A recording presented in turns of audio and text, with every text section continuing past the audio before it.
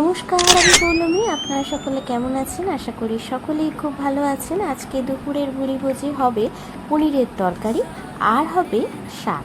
তার জন্যই কড়াইতে একটুখানি জিরে, শুকনো লঙ্কা, গোটা গরম মশলা, হালকা খোলা আছে নেড়ে একটি ভাজা মশলা পেস্ট করে নেব। এটি পনিরের জন্য মশলাটা তৈরি করছি। এই মশলা তৈরি করতে করতে ওইদিকে দেখি তো আপনাদের সকলের প্রিয় দুষ্টু মিষ্টি বিদ্যুর কী অবস্থা। এই দেখুন, এখানে ময়দা নিয়ে খেলতে শুরু করেছে। মানে কি বলবো, আর কিছু বলার নেই। Amazing!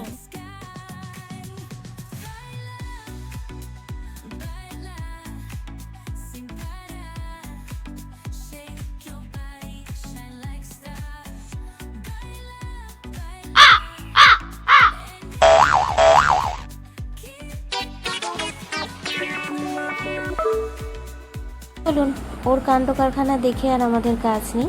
ওকে পরিষ্কার করে নিই ঝটাপট করে, তারপর রান্নায় ফেরা যাক। হাতে কয়েকটা আদা নিয়ে নিয়েছি, সেটিকে ওই ভাজা মশলার গুঁড়োর মধ্যে পেস্ট করে নিয়ে একটু টক দিয়ে একটা ভালো মিশ্রণ তৈরি করে নেব। কড়াইয়ের মধ্যে পনিরের জন্য দিয়ে দেব সাদা তেল, আর শাকের জন্য দিয়ে দেব সরষের তেল।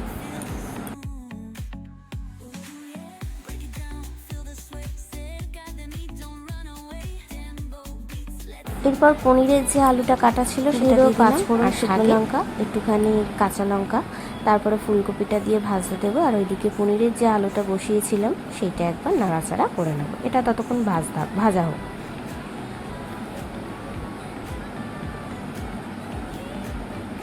ওটা ভাজা হয়ে গেছে। এবার সব সবজি দিয়ে ভালো করে মিশিয়ে নেব ফুলকপিটার সাথে।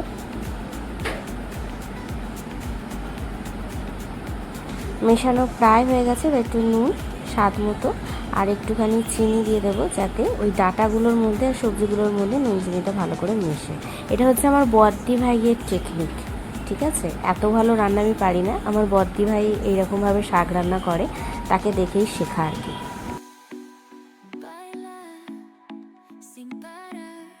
এখানে আলুটা আর একটু ভাজা ভাজা হোক, ততক্ষণে শাকের ওই সবজিগুলোর মধ্যে ঢাকনা দিয়ে দিলাম, ততক্ষণ একটুখানি মজুক। এই আলুটা প্রায় ভাজা ভাজা কমপ্লিট। এরপর এখানে দিয়ে দেবো স্বাদ মতো নুন। ভাজা হয়ে গেছে, তুলে নিয়ে এবার পনির দিয়ে দেবো। পনিরটা ভাজা হয়ে গেলে ফোড়নে দেবো পনিরের জন্য জিরে আর শুকনো লঙ্কা। তারপরে যে মশলাটা করে রেখেছিলাম সেই মশলাটা দিয়ে ভালো করে কষানো হোক, তারপরে দেখা হচ্ছে আপনাদের সাথে। মশলা ততক্ষণ কষতে থাকুক। এবারে দেখি শাকের সবজির কি পরিস্থিতি।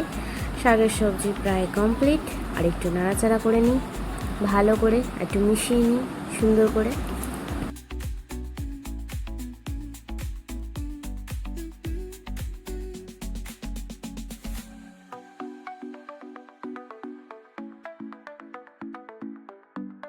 এদিকে আমরা নিজেরাই দেখুন মশলা দিয়ে তেল ছেড়ে দিয়েছে। এরপর আমি দিয়ে দেব আলুটাকে দিয়ে ভালো করে কষিয়ে নেব। তারপরে ক্যাপসিকাম আর কড়াইশুঁটি দিয়ে পনিরটা কেমন দেখতে হয়েছে সেটা আপনাদের লাস্টে দেখাচ্ছি। এখানে আমি একটু নুন আর হলুদ দিলাম, তো রান্নাটা কমপ্লিট। আপনাদের রান্না কতদূর কমেন্টের দ্বারা কিন্তু জানাতে ভুলবেন না। তো এই ছিল আমার দুপুরের মেনু, আর এই ছিল আমার সারাদিনের কাহিনী।